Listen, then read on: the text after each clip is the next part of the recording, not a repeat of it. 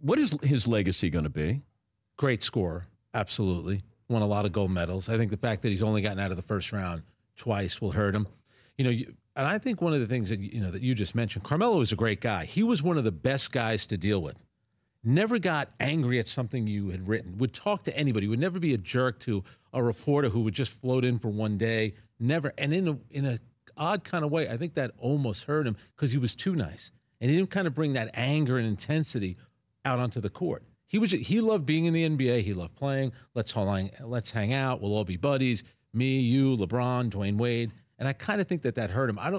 He was great, and he wanted to get better, but I don't think he had that drive the way Kobe has that drive, LeBron has it. I think that's kind of what separates, same thing with Michael Jordan. It's what separates, the really, really good players from those all-time kind of players.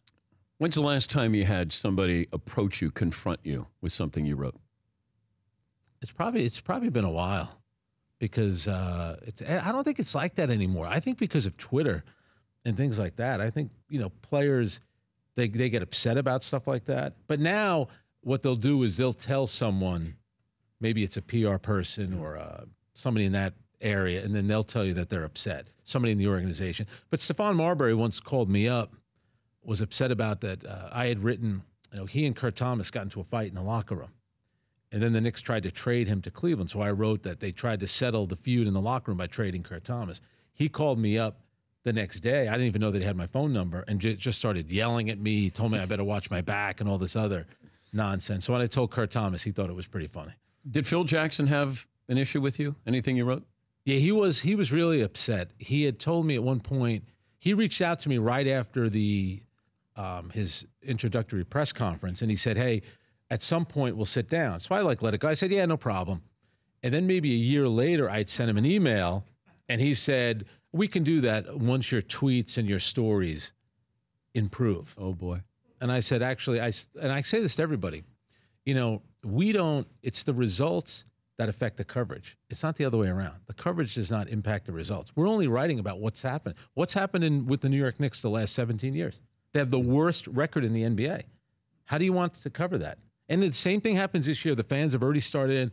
This has been great. This hiring's been great. This draft pick. Every year, the Knicks fans think that they've won the summer, which is fine to think that way. But we could only base it on history. What does history tell us? They're pretty loyal, patient fan base, right? I think almost too loyal. Yeah. I think in New York, I think the Mets have the best fans because the Met fans has a standard where they say, if you put a good product on the field, we'll go to the games. The Knicks still sell out every game. I know. So in that way, yeah, they have loyal fans, but there's a lot of tourists around, things like that, who go to the games. The Met fan and the Jet fan is, if you don't give us a good product, we're not showing up. Frank Isola from the New York Daily News. He'd gladly give up that job and Sirius XM NBA radio and keep around the horn joining us here. Are the Knicks in play for LeBron at all? I don't know. Would you be shocked at anything LeBron did at this point? I would be shocked if the Knicks would be in play.